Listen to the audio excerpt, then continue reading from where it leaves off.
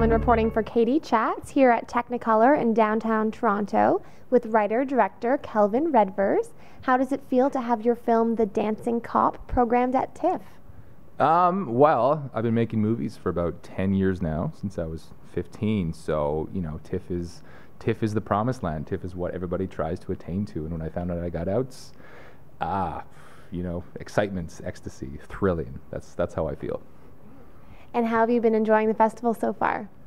Well, apparently when you're a filmmaker at TIFF, they spoil you. they just give you so many free stuff, and like, you know, there's always like open bars and, you know, great events, and you're meeting and networking. Oh man, they treat you well. Yeah. What inspired you to use musical satire as a tool for a social message? Well, the film is a musical, and it's about Native people, police officers, and it's a musical.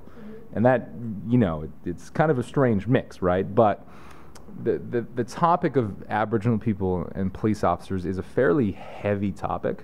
And it's like if you just made a film about that, you might just kind of depress your audiences or that sort of thing. So the goal was, hey, let's take this topic that's pretty serious and let's kind of like, let's give it a spin. Let's make it different. Let's make it unique. And, you know, why not make it a musical? Did you have a lot of fun shooting the film? We did. It was kind of a hectic day when we shot the, you know, I've never done a musical before. So the weeks leading up to it, we were like recording songs and doing dance choreography and that sort of thing. So it's different, but it's fun. It felt really exciting to be making a musical. And who developed your music for you? Well, I have a friend, Alexandra Stasison, who's an amazing musician, and she's done songs and songwriting. So she wrote some lyrics, and she kind of came up with a tune. And then I worked with another friend of mine named Jeremy Tarian, who sort of added the instrumentation and sort of composed sort of a piece around it. So I didn't have to do it, because I'm terrible at music. What was your inspiration for developing this story? Well, I work at an Aboriginal current affairs show in Vancouver, which sort of examines topics to do with Aboriginal people, and I'm half myself from Northwest Territories. So you kind of come into contact with a lot of issues when it comes to Aboriginal people, and something that always is an issue, or at least a topic, is relationships with people of authority, because it's not the greatest history. So when I finished a season at First Story, I had just done an episode that was kind of in that realm, so it was sort of on my mind. So as soon as you go out to create something and something's on your mind, it's just the way my mind works, that's where I gravitated towards. And I felt like doing a story on that topic. And once again, to not do it like heavy and serious, so song and dance made sense. Have you screened the film at all so far? And if so, what has the audience reaction been? We just had the press industry screening today, so it's for like, you know, for reviewers and that sort of thing. And I didn't go because I, you know, was nervous and that sort of thing. But what I've heard from people coming out is it's had the exact, it's conveyed what we were hoping for it to convey.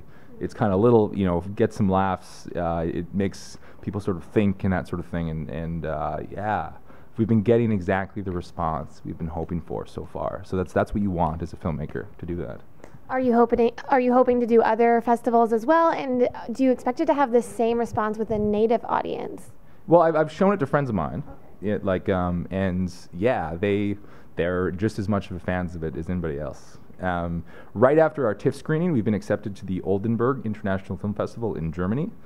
I'm not going to be able to go, but I'm really curious what an international audience is going to think, because they maybe don't have the exposure that we would have to topics, you know, things that come up in the news and that sort of thing. But, you know, I think it's a topic that is pretty international, just issues between people of authority and people without authority and how they kind of clash. I'm really curious about how that's going to go. And then it'll also show in Yellowknife for the Yellowknife Film Festival, and then a few other film festivals that I'm not allowed to say yet because I have to keep it a secret. And what other types of projects do you hope to develop in the future? Well, I've made, you know, like 30 short films so far, and I've also worked at this current affairs show for 2 years. The thing I haven't done yet is a feature, and that's kind of where I'm going next, I guess. And I've begun to write one and kind of begun developing ideas. And I've got an idea that is really exciting, I think. And I've pitched it to a few people, and they've been quite privy to it. So that's the next step, right? That's where we're going to go. And then TIFF, hopefully, you know, in 2-3 years, I'll be back with this feature. And where's the best place to find out more information on The Dancing Cop and on your other projects online? Well, I've got a fan page on Facebook, so you can go to filmmaker Kelvin Redvers, and I post, when all the screens will be, if it's going to be across the country or in Germany, wherever, right, that kind of thing. I'm also on Twitter at Kelvin Redvers, so you can. Those are probably the best, and then I'll post screenings. So anybody who wants to check out this Dancing Cop musical about Native people, then they have the opportunity to do so. Well, congratulations, and thank you so much, and best of luck at TIFF. Oh, thank you very much for having me. It's very nice. You're welcome. I'm Katie Uhlmann reporting for Katie Chats here at Technicolor in downtown Toronto.